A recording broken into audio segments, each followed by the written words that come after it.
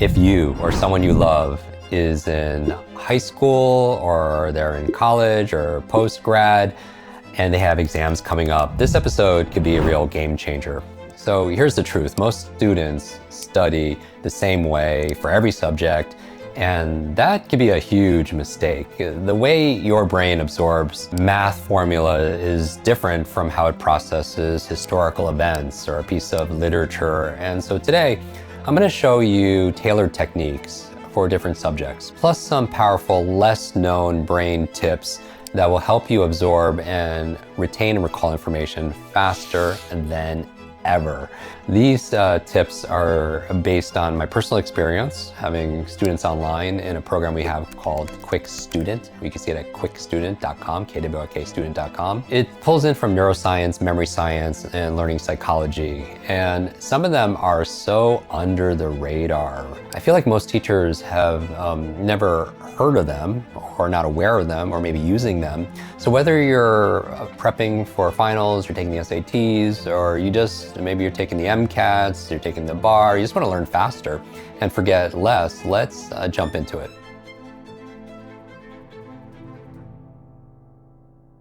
So let's talk about why one size fits all really fails. The brain is not one size fits all machine, right? The school system was kind of mirrored on the assembly line, where it was assembly line, one size fits all based on your data manufacturing, like in terms of your birth date and age and everything. And we know that in over 30 years of teaching this, especially academic success, that it's not how smart you are, it's how are you smart. You wouldn't train for a marathon the same way you would train for a chess tournament, right? Different mental skills need different kinds of practice and protocols.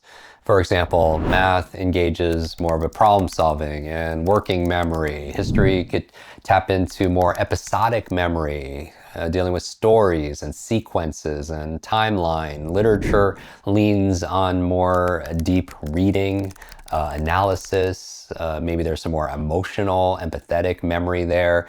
When we match the technique to the type of thinking a subject really requires, learning becomes easier. It becomes faster, and it certainly becomes more enjoyable and more permanent. So let's talk about a subject like history.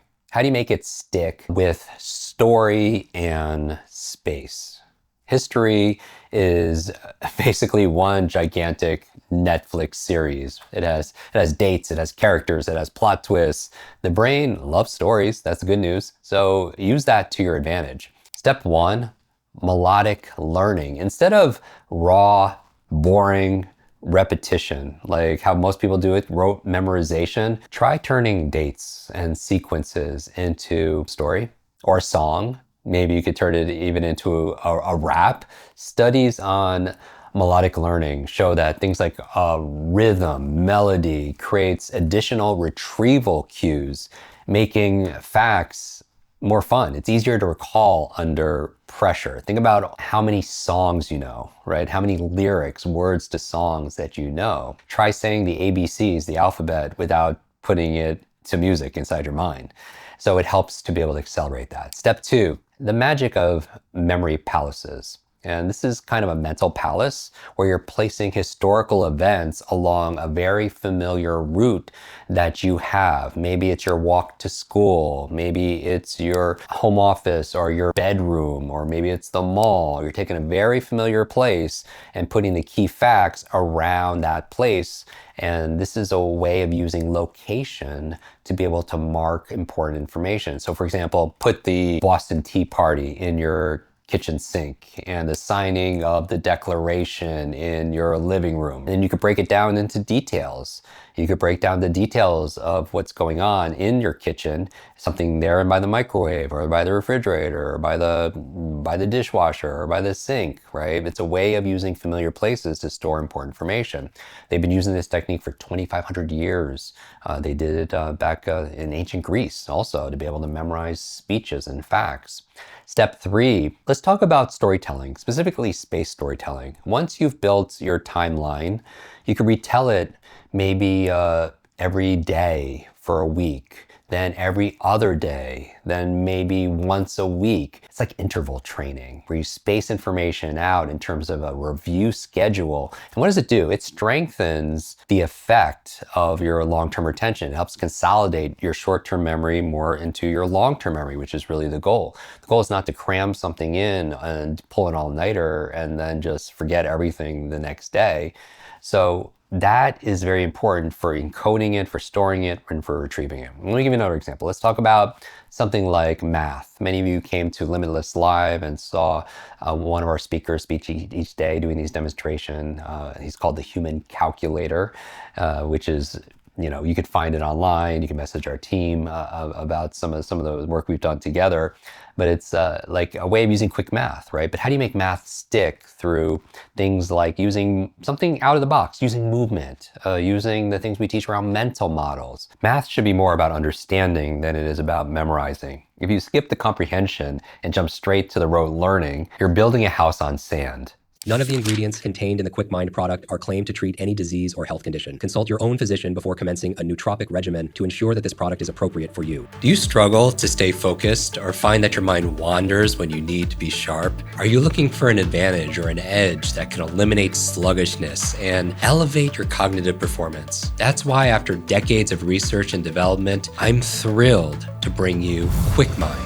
It's more than just a supplement. It's a key to unlocking your cognitive freedom on a day-to-day basis. Just imagine having the clarity of thought, sharp focus, better memory, and being calm under pressure. Every capsule of Kwik Mind is a blend of 5 pristine ingredients, each backed by research and chosen for its ability to support specific cognitive functions. So, are you ready to meet the sharpest version of yourself? It's just a click away. We have it all at kwikmind.com, kwikmind.com. Place your order for Kwik Mind today and join a community that's redefining what it means to live a life of mental abundance. So step 1, embodied cognition. This means learning through movement. So can you use your hands, your gestures, or even your whole body to model equations? This is a little bit playful, a little bit different, but you're activating more of your nervous system. You're in a fun state. So for example, what if you stretch your arms out to represent 2 lines converging in geometry? Or you step forward and back to visualize positive and negative integers, right? Physical encoding boosts neural connections to more of the concepts, right? And as your body moves, your brain grooves, but it gives you a kinesthetic learning and kinesthetic memory. Step 2, another thing you could do is desirable difficulties. What if you mix problem types instead of drilling one formula over and over? So what does this do? This is like interweaving, you're switching between algebra, geometry, and word problems. You're forcing your brain to work harder to retrieve methods, which actually improves your expertise, your level of mastery. Step 3, delayed feedback. What do I mean by that? When solving practice problems in math, resist the urge to check answers right away. Waiting before you see the solution, what does it do? It builds anticipation, curiosity. It strengthens your retrieval pathways. So let's switch from this one from we went to history to math. Let's talk about literature. How we remember English literature using different modalities like connection or visualization, or explaining to somebody else, like teaching it to somebody else. Literature demands a different skill set almost. It's pattern recognition, it's emotional intelligence, emotional memory. There's a thematic understanding of what's going on, right? It requires empathy, being able to step into someone's point of view and seeing it in a different way. Also builds your imagination so much. Have you read something in literature and you can kind of see it like a movie? And I find when you refine your mind, your imagination as one of your superpowers, it's hard for even the best directors in the world, the Steven Spielbergs and the George Lucases, to be able to do what you can do in your own mind. So step 1, what if you did some mind mapping? Mind mapping the characters, the themes. What if you drew almost like a web of connections through characters, symbols, colors, events? Visual mapping helps your brain see the big picture. And what does this do? It aids in things like that you need to do, essay writings, analysis. Step 2, the rubber duck method. Pick a stuffed animal. Explain the plot themes and the symbolism of what you're reading out loud as if you're teaching it. And what does it do? They call it the explanation effect. We've talked about this before. When you teach something, you get to learn it twice. Speaking out loud specifically, it forces clarity. It forces you to understand. It shows you also the areas where you aren't quite sure. So maybe even as someone's asking you questions about something you read in literature and you don't have an answer about when this is going on or where it's going on, but your reticular activating system, your RAS, is now curious and starts asking questions and looking for clues and cues when you're reading. So find out when this is taking place or where it's taking place. Step 3 is anchoring. When you hit a powerful scene, and you take a pause and you think about a time in your life where and when you felt something similar. Think about what that does in terms of the anchor to that emotion when you can relate to a powerful scene and you're pausing and you're thinking about a time in which in your life where you felt something similar and linking the content of what you're reading to something personal, something emotional. And what does it do? It makes it absolutely unforgettable. And finally, here are some general exam absorption tips that work pretty much across all subjects. I'm a big fan of the Pomodoro technique, Pomodoro bursts, which is setting a timer for about 25 minutes, which is what most people have in terms of their attention span, like the length of a sitcom, 25-minute bursts, and that's the Pomodoro technique, where you just focus. You're doing a reading, learning, studying sprint, and then what's very important is a 5-minute brain break. All right, 5 minutes giving yourself rest. And I would highly encourage you to move your body. And so light exercise, maybe you're doing some jump rope, you're doing some calisthenics between sessions. What does it do? It boosts your alertness, it boosts your blood flow. Also, during this 5 minutes, make sure you're hydrating also as well. Your brain is 70-75% water.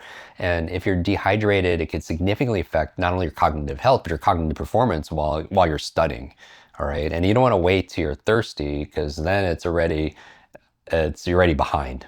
All right. If you're waiting till you're thirsty, you're already behind. Just staying hydrated, by the way, can boost your reaction time and your thinking speed upwards of 30%, which is huge advantage. So use that during your brain break. And then just remember, we talk about hydration, but let's also just emphasize sleep. These all-nighters aren't helping you learn something better. You have brain fog the next day. You also lost everything you learned, right? It's the difference between studying something to remember and cramming something to forget. But your hippocampus, which is the memory center, needs the sleep to help consolidate what you've learned. To consolidate your short-term to your long-term memory. You could also, it's interesting, switching locations could be beneficial also as well. Studying potentially in multiple environments and places could improve your recall, because your brain is creating different retrieval cues.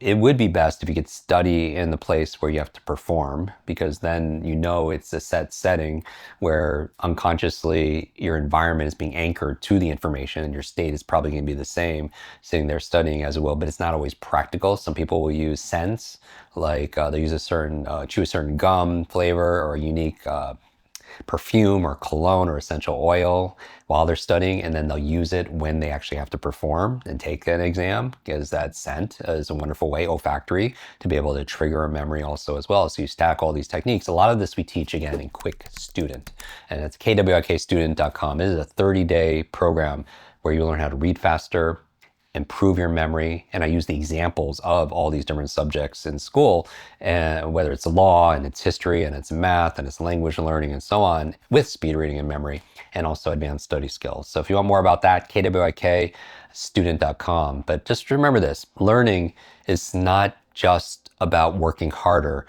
It's about working smarter. And so just as a quick review, for history, we could use story, you could use melody, you could use space. For math, you can move your body and use your kinesthetic intelligence, embrace those challenges. For maybe literature, you could do mind mapping, you could do teaching, you could connect to something personally, emotionally.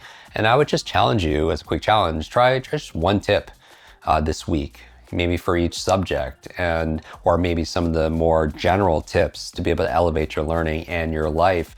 Because studying, while it is work, it doesn't have to be tedious work, right? When you work smarter, not only do you save time, but you enjoy it more. And you get to see what happens when you match the tool or the technique to the task or the subject matter. I believe there's no such thing as a good or bad student. There's a trained student and an untrained student. Now, go train your mind, train your memory. Just do something. Even if it's not with us, do it somewhere, because there's a version of yourself that's patiently waiting. The goal is we show up for ourselves every single day until we're introduced. You can find more of these insights like this on YouTube, where you could join almost 2 million YouTube subscribers, where they're getting weekly brain tips and techniques and insights and models of learning to help you live the life you desire and really deserve. Make sure you leave a comment, you share, you save this. And if you feel inclined, take a screenshot wherever you're consuming this and post it. Tag me at Jim Kwik. We're also posting daily on every social channel, brain tips to elevate your learning and your life. And I will repost some because you'll tag us and our team will see it. And we'll gift out a couple of signed copies of Limitless, as we often do, randomly, just for thank you, as a thank you for being part of our community and being on this journey together. So until then, I would look forward to seeing you next episode. Make sure you subscribe and be limitless.